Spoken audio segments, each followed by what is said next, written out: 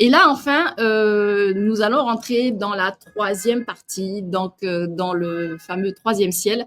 Donc, vous avez vu hein, tout ce qu'on a eu précédemment. Ce sont beaucoup de choses que l'on peut avoir eu l'occasion de croiser, voire même des objets très jolis en termes de décoration pour la maison, mais qui sont en fait des objets qui ne sont pas du tout compatibles avec la foi de Dieu euh, et qui, sous couvert d'être jolis, sont en fait des éléments qui ramènent dans votre maison une énergie. Euh, je vais peut-être pas une croyance parce que je sais que certaines personnes vont les acheter sans avoir forcément une croyance, mais vont l'acheter justement parce que c'est joli, c'est mignon, c'est décoratif. Mais comprenez bien que derrière un objet, il y a une dimension non physique derrière, non physique, non visible, non palpable. C'est qui correspond du coup à ce deuxième ciel qui entoure cet objet et ce troisième ciel, d'accord. Donc, ne soyez plus dans cette ignorance, sachez que cela existe. Donc, quand vous avez des objets, vérifiez à quelle sphère spirituelle cet objet se rattache de façon à ce que vous n'ameniez pas chez vous de façon inconsciente, euh, sans le savoir, du coup, des éléments qui ne sont pas compatibles avec Dieu. D'accord. Donc, comprenez bien cela. Soyez vigilants, soyez vigilants. Je vous prends un petit exemple tout simple. On voit souvent des petites statues de Bouddha. Souvent, on en trouve d'ailleurs dans des centres de soins parce que le Bouddha est considéré comme un élément qui amènera le bien-être. Donc, d'ailleurs, il faut savoir qu'il y a beaucoup de choses qui sont commerciales. Beaucoup de choses sont marketing et commerciales pour justement vous amener à vendre, à acheter. Parce que dans la vente, il faut savoir qu'ils utilisent justement les émotions et ils savent quels mots utiliser pour toucher votre âme et vos émotions. Donc, dites-vous bien que tout cela n'est pas anodin. Il y a des écoles en commerce qui vont vous le dire hein, dans leur formation. Ils apprennent la psychologie, ils apprennent à manipuler et à maîtriser les émotions. Donc, ils savent très bien ce qu'ils font. Ne prenez pas une information comme ça juste parce que c'est joli, parce qu'on vous l'a bien vendu, on vous l'a bien emballé, mais faites attention, il y a beaucoup de choses derrière ça. Et quand on entre dans la dimension spirituelle, justement, on rentre dans cette conscience, cette connaissance, pardon, ce discernement que des choses non visibles et non physiques existent et qu'elles nous influencent. D'accord. Donc, ne vous laissez pas avoir. C'est vraiment, vraiment, vraiment votre niveau non seulement intellectuel, mais votre niveau spirituel que vous êtes en train d'élever aujourd'hui avec ce live. D'accord. C'est très important. C'est un enseignement très important.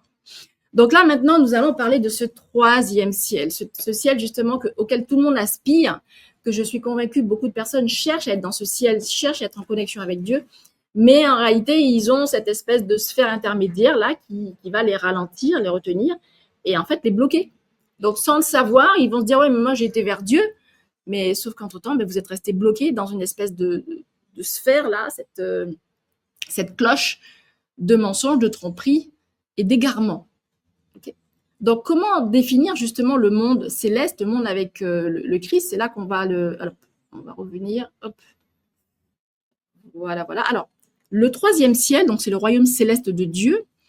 Pareil, nous avons des versets qui nous en parlent, donc qui nous permettent de le définir, nous permettent de le comparer, le discerner en fait avec d'autres choses. Donc, pareil, c'est écrit dans la Bible.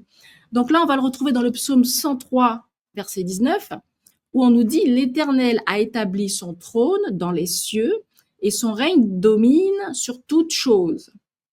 On dit bien son règne domine sur toute chose. Donc tout ce qui pourrait être en dehors, Dieu est au-dessus de ça. Donc c'est lui, Dieu, au-dessus de tout. Okay. Ensuite, dans Apocalypse 21, verset 2, on nous dit et je vis descendre du ciel, d'auprès de Dieu, la ville sainte, la nouvelle Jérusalem, préparée comme une épouse qui s'est parée pour son époux. Donc là, c'est un témoignage que nous avons et qui nous dit qu'on a vu descendre du ciel. Donc on est bien encore sur le principe que des cieux, quelque chose vienne et que là, c'est divin. Nous avons Deutéronome 10, 14 qui nous dit « Voici, à l'Éternel ton Dieu appartiennent les cieux et les cieux des cieux, la terre et tout ce qu'elle renferme. » Donc voilà encore un deuxième verset qui nous explique que toute la création, et même les cieux, donc la partie non physique, non visible, non palpable, ça lui appartient aussi. Donc, toute personne qui voudrait dire non, mais ça, c'est telle divinité qui gère ça, ça, c'est telle entité qui gère ça. Non, non, vous avez rien compris.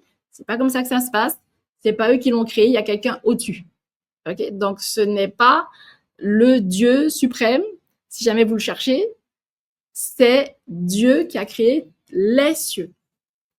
Je fais une petite parenthèse à cet instant pour rappeler aussi que certaines personnes ont peur ou n'osent pas, ou pour X raisons ou confort, ne vont pas dire Dieu, mais vont dire l'univers.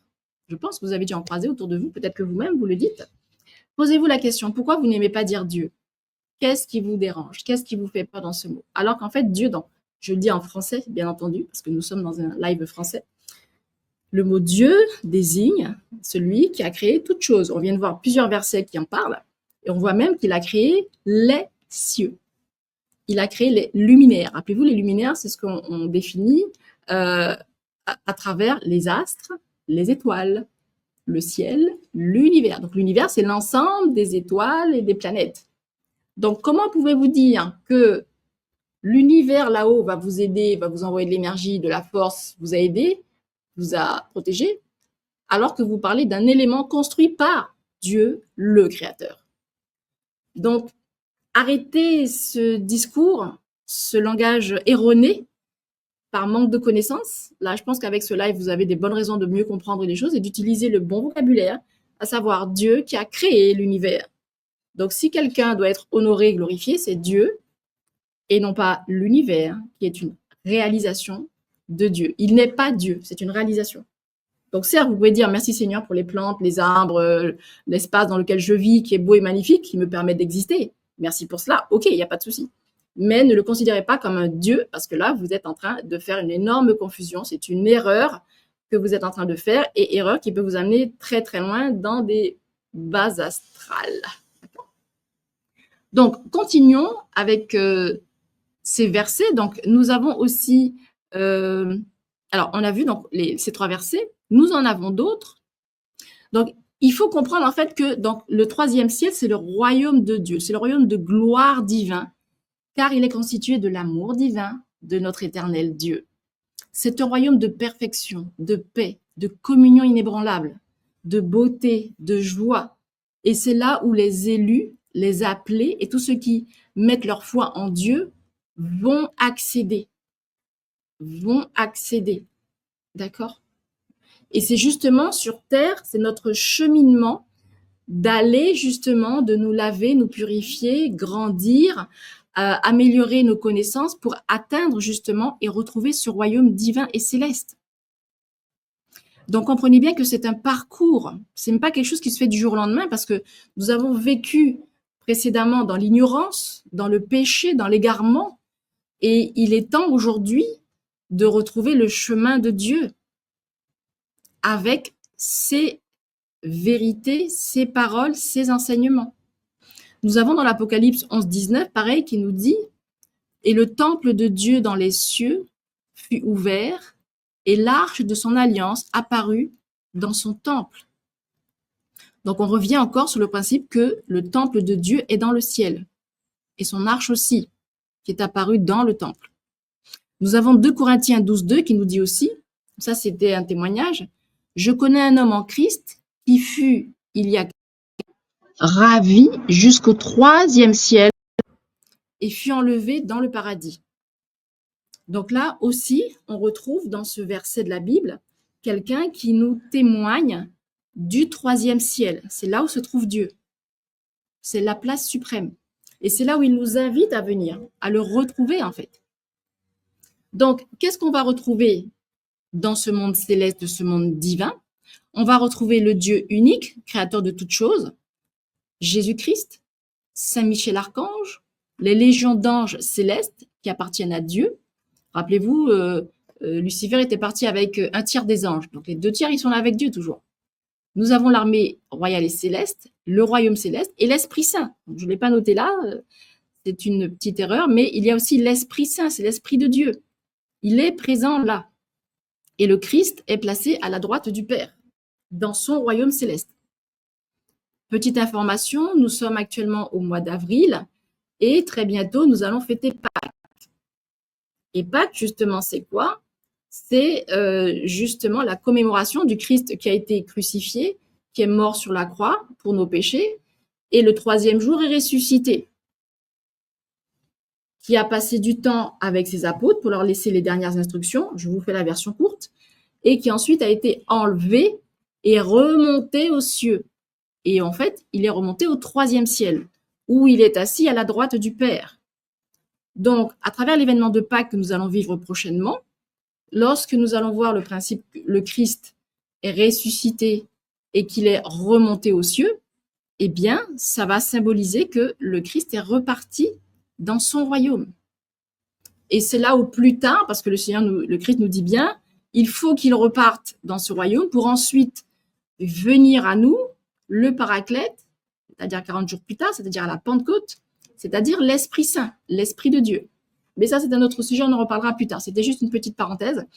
Et donc, l'Esprit Saint qui reviendra vers nous 40 jours plus tard à la Pentecôte, il vient aussi de ce monde céleste du troisième ciel. D'accord? Et par cette information, c'est là que vous pouvez comprendre qu'en fait, entre les trois cieux, il y a des canaux de communication. Donc, certaines sont légitimes, d'autres ne le sont pas, mais il existe des canaux de communication. Ça, voyez-vous, ça fait partie des choses que je présente, notamment dans l'abonnement spiritualité, donc c'est-à-dire leadership et spiritualité. Donc, c'est un abonnement aussi que je propose avec un des ouvrages qui parle du sujet. Et dans cette rubrique-là, on voit justement quels sont les canaux de communication qui nous amènent au monde céleste ou les canaux de perdition qui nous bloquent, en fait, qui nous maintiennent dans le deuxième ciel. Donc, ça, ce sont des choses que l'on voit. Ça fait partie également des choses que l'on voit dans le programme Coru Renaissance, qui est en fait un programme d'accompagnement qui, pour l'instant, est présenté en individuel, mais qui devrait passer prochainement en groupe. C'est un programme qui, justement, vous permet de mieux connaître votre identité corps, âme, esprit. Et dans cette partie-là, on voit justement ces éléments-là plus en détail, de façon à ce que vous compreniez adapter à votre vie ce qui se passe, que l'on fasse un tri. Rappelez-vous, je vous dis, dans le deuxième ciel, il y a des éléments qui ne sont pas corrects. Eh bien, on fait un tri justement dans ce travail. Donc, il y a vraiment un travail complémentaire qui est proposé, sachant que là, vraiment, c'est l'enseignement de base, mais on va beaucoup plus loin que ça. D'accord? On va beaucoup plus loin que ça. Donc, nous avons vu les éléments du deuxième ciel et voyons ensemble comment fait-on, en fait, qu'est-ce qui se passe dans ce deuxième ciel? Eh bien, en fait, dans 2 Timothée 4, 18, qu'est-ce qu'on nous dit? Il nous est dit que le Seigneur me délivrera de toute œuvre mauvaise et il me sauvera pour me faire entrer dans son royaume céleste. À lui soit la gloire au siècle des siècles. Amen. Donc, voyez, ce très, très beau verset nous donne l'espoir, nous donne la solution que justement, Dieu, dans son royaume céleste, nous appelle, nous invite à le rejoindre, nous appelle à suivre ses commandements et ses instructions, de façon à ce que même sur terre où nous vivons, nous soyons connectés à son troisième ciel et non plus sous le joug du fameux deuxième ciel que nous avons vu aujourd'hui. Et c'est ça qui est fabuleux, parce qu'il y a une façon justement de venir dans le deuxième ciel, dans le troisième ciel, pardon, de sortir du deuxième ciel. Il y a une façon de le faire. Et le Seigneur nous explique. Et je vais vous annoncer justement comment le faire ensemble aujourd'hui. Donc, si vous êtes avec le cœur qui vous dit, vous venez, vous recherchez Dieu, vous sentez dans votre cœur que Dieu vous appelle, qu'il veut vous partager un enseignement, eh bien, il est peut-être temps aujourd'hui pour vous de faire le pas, de trouver à travers ce live le premier pas qui vous amènera sur le chemin que Dieu vous invite à suivre, parce que c'est vraiment un appel. Le monde est vraiment en train de changer. Et particulièrement cette année 2025, de grands bouleversements ont déjà commencé, vont se poursuivre et nous sommes qu'au début. Nous ne sommes qu'au début. Et là, pour suivre justement, pour venir à Dieu, comment ça se passe? Je vais vous donner quelques éléments, quelques grandes lignes en tout cas pour vous aider à revenir vers Dieu. Parce qu'effectivement, il se trouve que peut-être que Dieu vous a lancé un appel, mais vous ne savez pas comment gérer ça. Peut-être que vous avez honte, vous n'osez pas en parler, ou personne autour de vous, vous n'êtes pas bien entouré, peut-être vous ne savez pas vers qui aller, à qui vous avez confiance. Peut-être aussi que vous êtes dans une quête pour revenir à Dieu. Eh bien, justement, ce sujet, ce cheminement vous intéresse. Parce qu'en fait, il est important aujourd'hui de changer votre façon de penser et d'agir. Il est temps aujourd'hui de faire une transition et de demander à revenir à Dieu, d'accepter de le suivre avec la prière du salut. Parce que pour revenir à Dieu, il y a une prière de salut. Cette prière, c'est un peu comme une clé, justement, qui va ouvrir le canal, le chemin pour revenir à Dieu. Parce que comme je vous ai expliqué, il y a ce fameux ce passage intermédiaire qui a souvent tendance à vous bloquer, à vous empêcher d'aller plus loin. Donc, grâce à la prière du salut, c'est une façon pour vous de couper ces liens. Nous allons voir ensemble tout à l'heure cette prière du salut. Et nous avons aussi, au-delà de cette prière du salut, le fait de prier, de méditer la parole de Dieu. Donc, quand je dis méditer la parole, ce ne sont pas comme certaines pratiques où on vous dit de vider votre tête. Non, là, méditer la parole, ça veut dire que vous avez la Bible, les textes de la parole de Dieu, et c'est de lire ces textes, de lire ces versets, parce que dans ces versets sont présents des révélations. Et quand vous lisez ces révélations, elles vous transforment, elles vous apportent justement des révélations qui vont vous apporter des transformations. Elles vont vous aider dans votre métanoïa. Voyez-vous? Donc, comprenez bien que c'est la méditation de la parole est un élément important. Le fait de louer et d'adorer Dieu est un élément important qui va vous ramener sur son chemin et vous écarter des chemins de perdition. Vous pouvez également demander la présence de l'Esprit Saint et de Jésus-Christ dans votre vie. Et vous pouvez aussi agir au quotidien dans la parole, parce que le Seigneur nous a laissé des paroles, des commandements, des règles à suivre. Eh bien, c'est aussi en suivant au quotidien ces règles. Pour les personnes qui sont peut-être déjà avec Dieu, rappelez-vous que vous devez suivre ces commandements. Il faut comprendre aussi que d'être avec Dieu, c'est une relation. Quand on est avec Dieu, on ne peut pas dire qu'on est dans une religion. Non, là, quand vous parlez de mot religion, vous n'êtes pas avec Dieu. Vous êtes dans de la religiosité. Vous débitez des pratiques à la lettre sans entrer en conscience et dans le cœur avec Dieu. Donc, avec Dieu, on n'est pas dans une religiosité, on est dans une relation avec Dieu. Donc, au quotidien, on lui parle, on échange avec lui. C'est pas que le dimanche, par exemple, le samedi, quand vous êtes dans le temps, dans une église ou dans un lieu de culte, que vous êtes avec Dieu et le reste de la semaine, vous le connaissez pas. Non, c'est pas ça. Ça marche pas comme ça. Dieu ne veut pas de ça. Dieu vous veut avec lui au quotidien dans des échanges pour les simples petites choses. Et là, on est vraiment dans une relation avec lui. Dieu, le Christ et l'Esprit Saint, c'est au quotidien. C'est au quotidien, d'accord? Vous avez remarqué que je parle de Dieu, du Christ et de l'Esprit Saint parce qu'en fait, ce sont les trois éléments ce sont les trois êtres qui sont nommés dans la Bible pour avoir cette mission, ce rôle de nous reconnecter au royaume divin, de nous montrer le chemin et le passage. Je ne vais pas parler de la Vierge Marie, des anges gardiens, parce que ça, c'est un niveau de croyance que je ne partage pas et qui ne sont pas notés dans les paroles de la Bible. Donc moi, je respecte et je suis ce qui est donné dans la Bible et dans sa parole. D'accord? Donc il y a des personnes effectivement qui ont cette croyance, c'est leur choix, mais en tout cas, ce n'est pas ce qui est marqué dans son livre de la parole de la Bible. D'accord? Donc voilà ce que moi, je vous partage. Et on a aussi cette attitude à avoir en tant que chrétien, c'est de cheminer vers Dieu. Parce que ce cheminement, en fait, c'est une transformation profonde qui prend du temps et qui va évoluer en fonction de votre choix, en fonction de votre engagement, parce qu'il y a des choses qui vont nous bousculer, des choses qu'on va avoir du mal à changer, parce que nous sommes dans un monde, dans une société, dans un pays donné, parce qu'en plus, chaque pays a ses niveaux de conscience et de spiritualité, et selon l'endroit où vous êtes, vous avez des influences. Rappelez-vous, dans le protocole CAM, corps, âme, mental, environnement, spiritualité, l'environnement, c'est-à-dire le lieu où vous êtes, où vous vivez, le pays, le travail, la famille qui vous environne, va influencer dans votre fonctionnement. Donc, tous ces éléments-là vont en fait amener à favoriser votre cheminement avec Dieu ou pas, d'accord? Si vous considérez qu'autour de vous, il n'y a pas beaucoup de personnes qui parlent de Dieu, essayez de trouver un milieu où des gens parlent de Dieu. Alors, je précise bien, parle de Dieu, du Christ, de l'Esprit Saint, bon, parle de lui, de sa parole, de la Bible, pas quelqu'un qui va vous parler de l'univers. Si vous êtes avec quelqu'un qui vous parle de l'univers, vous avez compris grâce à ce live, vous n'êtes pas forcément avec Dieu. Donc, faites attention, vous n'êtes pas avec Dieu, d'accord? Faites attention. Après, ce nom de Dieu peut être dit autrement, parce que selon les langues, on peut parler de Elohim, on peut parler de Yahweh, mais comprenez bien, et il faut y avoir à chaque fois la présence du Christ, de l'Esprit Saint et de Dieu, de sa création, pour être sûr que vous soyez avec lui. Pareil, petite observation aussi, quand on va vous parler d'énergie christique, vous n'êtes pas avec Dieu là aussi, d'accord? Le Christ, c'est pas une énergie. Le Christ, c'est un être qui a été vivant, qui est mort et qui est ressuscité, d'accord? Donc, c'est vraiment une création de Dieu physique qui est mort, mais qui est revenu à la vie et qui est monté aux cieux, d'accord? Donc, le Christ, c'est Dieu vivant, c'est Dieu fait homme, c'est Dieu fait chair. C'est peut-être souvent difficile à comprendre, ça peut être un sujet de live d'ailleurs, mais le Christ, c'est Dieu en chair et en os, okay, et qui est remonté aux cieux suite à la mission qu'il a eu à mener d'ailleurs.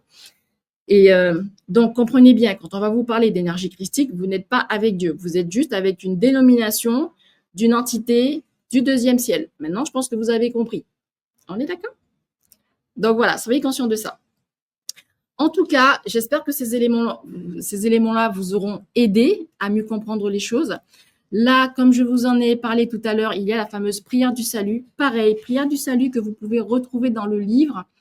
Donc, c'est vraiment une prière que l'on va adresser à Dieu quand on souhaite se reconnecter à lui et revenir à lui dans la foi chrétienne. D'accord? C'est important que vous le compreniez. Cette prière, en fait, est en fait une reconnaissance de votre condition de pécheur. C'est-à-dire que vous reconnaissez aujourd'hui que vous avez vécu dans le péché, dans l'erreur, dans le mensonge, du fait d'avoir cru à des personnes que vous pensiez sincèrement de votre cœur être vraies, mais qui étaient des fausses personnes, en tout cas des personnes du deuxième ciel. C'est une façon de demander aussi humblement pardon pour nos erreurs et pour pouvoir revenir à Dieu. Donc, c'est vraiment en manifestant ces paroles, ces prières, vous montrez à Dieu, vous verbalisez à Dieu que vous voulez vraiment le suivre. Et de là, vous verrez que des choses vont changer dans votre vie et que le Seigneur va vous envoyer des éléments, des personnes, des informations pour que votre chemin soit ouvert et clarifié. Vous voyez, je vous le dis, j'ai des frissons. C'est vraiment important de dire cette prière parce qu'elle va vous amener cette prise de conscience, cette reconnexion à Dieu, cette reconnexion qui va vous amener ce fil d'or entre le premier ciel où vous êtes physiquement et le troisième ciel, le ciel céleste. Comprenez bien cela, d'accord? C'est vraiment crucial de comprendre cela.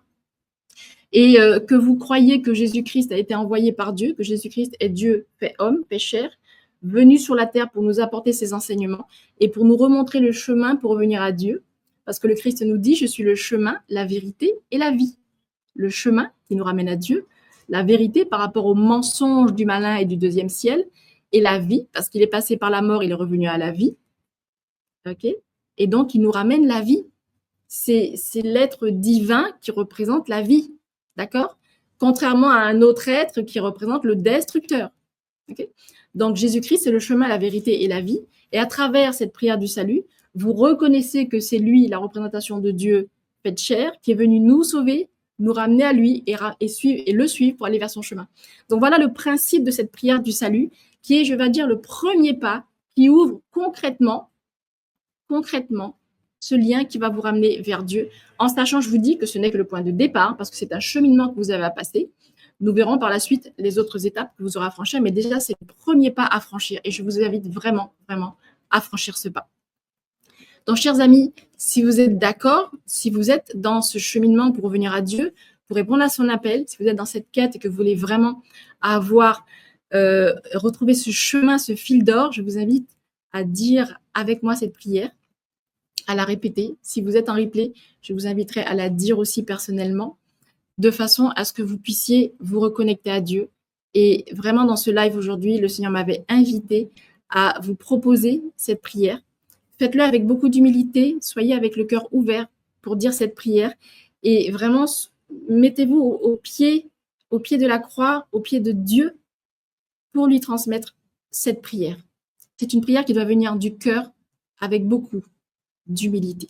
Donc, je vous invite à dire avec moi cette prière ou à la recevoir dans votre cœur humblement. Alors, la prière du salut. Mon Père, Dieu Tout-Puissant, entends mon appel et ma prière. Pardonne-moi, car je reconnais que j'ai péché, en pensée, en parole, par action et par omission. Je t'en supplie, pardonne mes péchés. Tu as donné ton Fils Jésus-Christ en sacrifice, et je reconnais solennellement qu'il est mort sur la croix pour me sauver. Je crois que tes paroles m'ont été données pour que je renaisse en ta vie.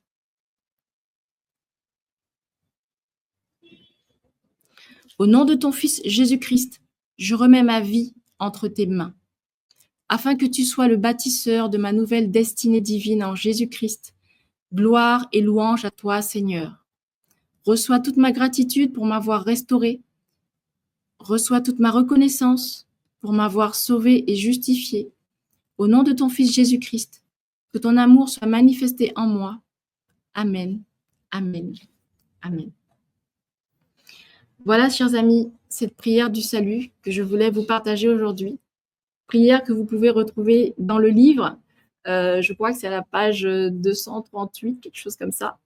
Vous pourrez retrouver le lien du livre dans la description.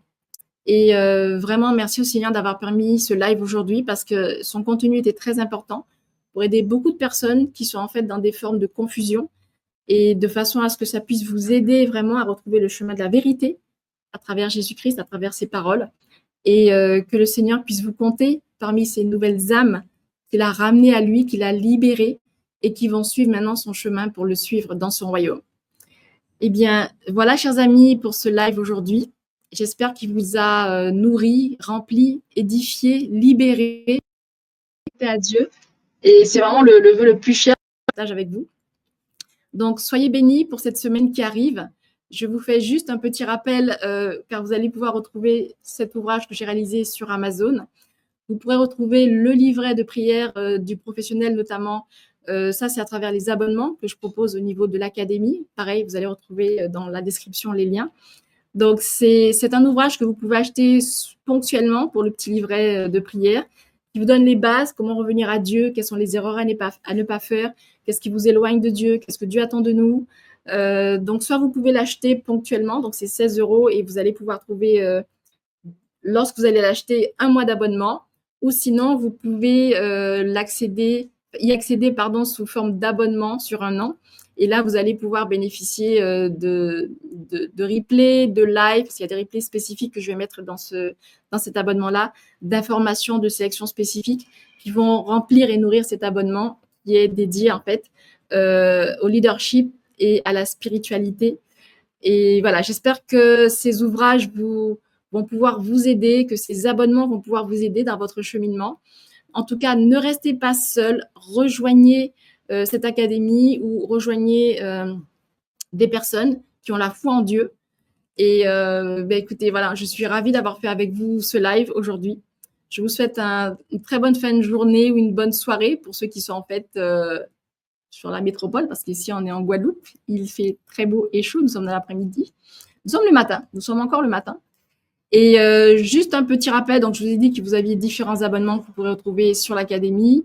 Et pareil, si vous avez assisté à ce live, si vous voulez bénéficier d'un tarif préférentiel pour l'abonnement du tronc commun à 19 € au lieu de 29, envoyez-moi le lien avec Académie en description, en commentaire, et je vous ferai parvenir le lien qui vous permettra de bénéficier de ce tarif.